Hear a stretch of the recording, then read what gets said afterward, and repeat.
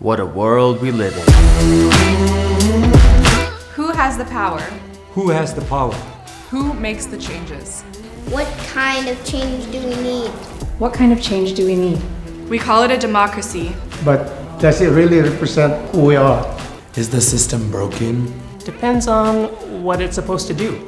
Empty promises. Political rhetoric. Billionaires flying to space. The winner-take-all two-party system that always favored the white majority. Progress has always come from the people. The people who carry the burden of society. Who make the system run. But don't run the system. We have power. We have our voices, but we need each other. More equitable democracy will build on our current work with groups across the country by convening and supporting a cohort of 10 state-based organizations or coalitions serving communities of color.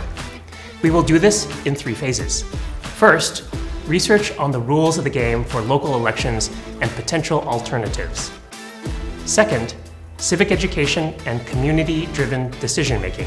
Third, policy advocacy to advance racial justice through systems changes grounded in what impacted communities want and need. To change electoral politics for good.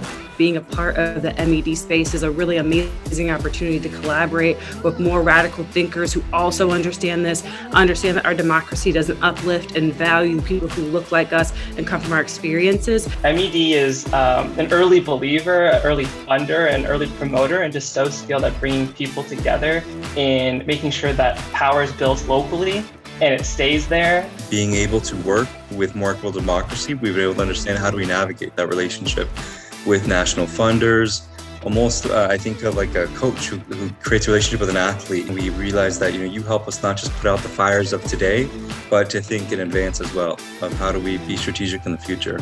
The last time we talked to Heather, Carlos, and George, it was just really an authentic conversation centered around who we wanted to be as an organization and how we wanted to transform the state of Ohio.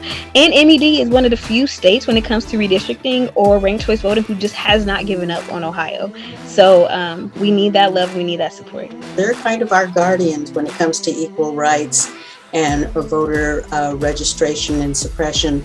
We rely heavily on them for a lot of the data that we need to get our work done here in Yakima Valley. So thank you, MED.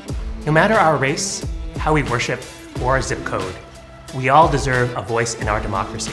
We're gonna know we're successful when people of color are in charge, when we're not just pulling a chair up to the table, but we are flipping the table and making it in our own image. We're really guided by the principles of self-determination and liberation.